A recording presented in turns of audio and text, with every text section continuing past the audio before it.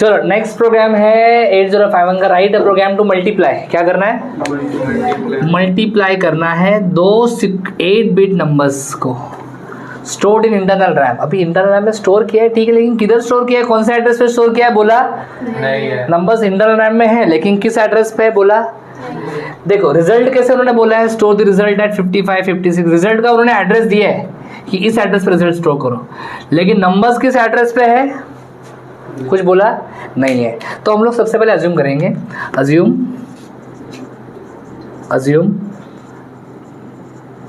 Numbers are stored, assume numbers are stored in internal RAM at address, ये 55 56 है ना, तो 50 51 ले सकते हो, 51 52 ले सकते हो, 53 54 लिया तो भी चलेगा, जैसे आपकी इच्छा, वो सीक्वेंस में आपको लाना है तो 53 एंड 54 लिखो। तो मेमोरी बॉक्स ड्रॉ करके समझते सिचुएशन कैसा है। मेमोरी बॉक्स ये हो गया, memory box internal RAM, internal RAM start होता है 00H से और ख़त्म होता है 7FH पे। ये डिफरेंट लोकेशंस इंटरनल रैम के हैं, सही बात है। इसमें से ये लोकेशन सपोज 53H है ना, ये 54H है, ये 55H है और ये 56H है। आपको 53H में मिलेगा फर्स्ट नंबर, क्या मिलेगा? 54H में आपको मिलेगा सेकेंड नंबर, क्या? Second number. 55H और 56H में आपको क्या स्टोर करना है बेटा? रिजल्ट। रिजल्ट के बारे में जानने के लिए थोड़ा सा आपको मल्टीप्लिकेशन इंस्ट्रक्शन पहले समझना पड़ेगा। क्या है मल्टीप्लिकेशन इंस्ट्रक्शन? मल, बोलो ए बी, ये है मल्टीप्लिकेशन इंस्ट्रक्शन, मल ए बी। जब आप मल ए बी लिखते हो तो होता क्या है, व्हाट हैपन्स, जो भी नंबर ए में है वो मल्टीप्लाई होता है किसके साथ? बी के साथ। ए कितना बिट? 8 बिट। बी कितना बिट? 8 बिट। मल्टीप्लाई करने के बाद जो रिजल्ट आता है उस रिजल्ट को बेटा हमें क्या बोलना है? प्रोडक्ट। सो प्रोडक्ट कितना बिट?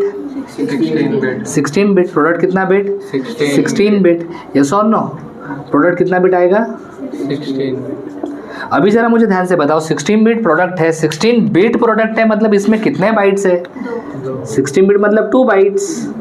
16 बिट मतलब 2 बाइट्स।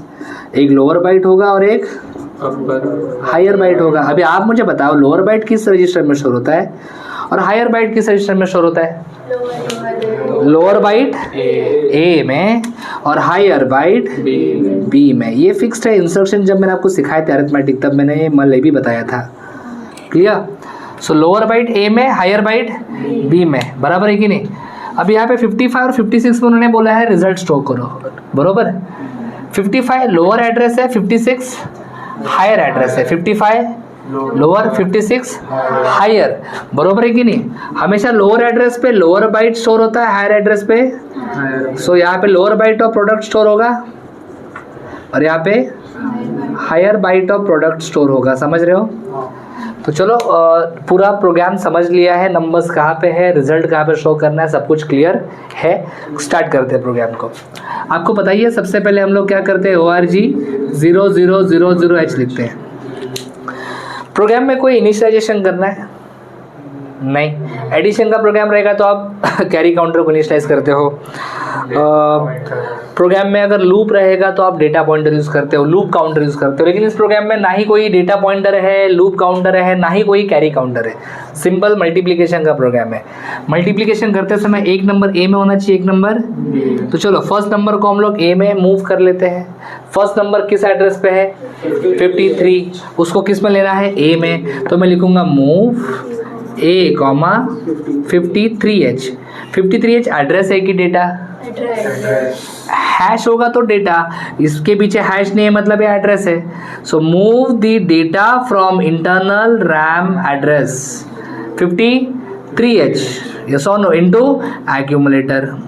तो 53H एड्रेस में जो भी डेटा है वो किस में आ जाएगा, एक्यूमुलेटर में। मतलब एक्यूमुलेटर में क्या आएगा, फर्स्ट नंबर। एक्यूमुलेटर में क्या आया, बोलो फर्स्ट नंबर आया एक्यूमुलेटर में।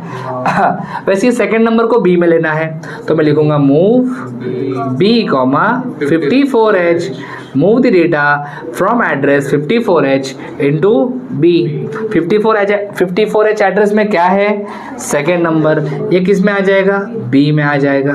फर्स्ट नंबर ए में आ गया, सेकंड नंबर बी में आ गया। अभी आप लिख सकते हो मल ए बी, मल ए बी।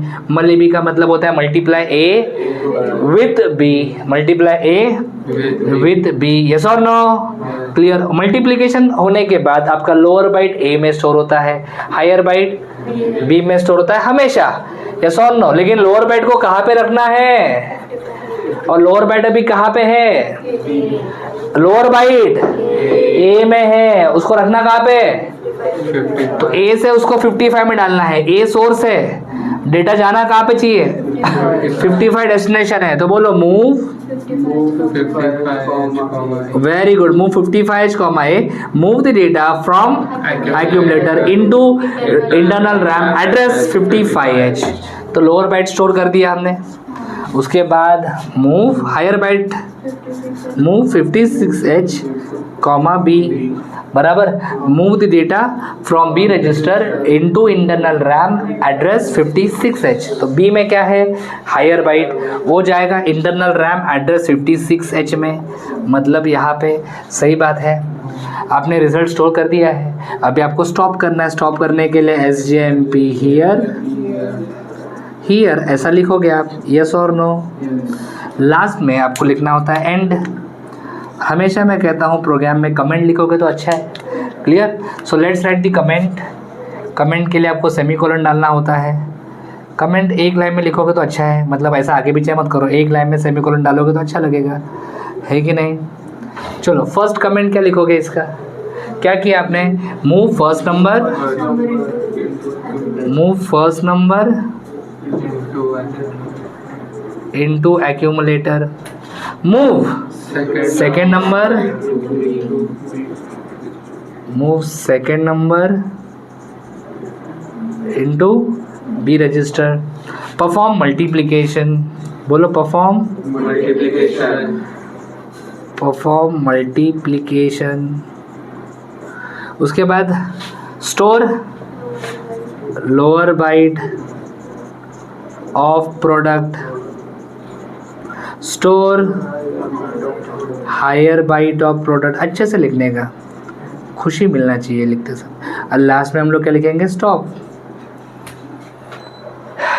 SJMP हियर का मतलब होता है स्टॉप। ये एक इम्पॉर्टेंट प्रोग्राम मल्टीप्लिकेशन का 8051 माइक्रो कंट्रोलर का मैंने यहाँ पे एक्सप्लेन किया।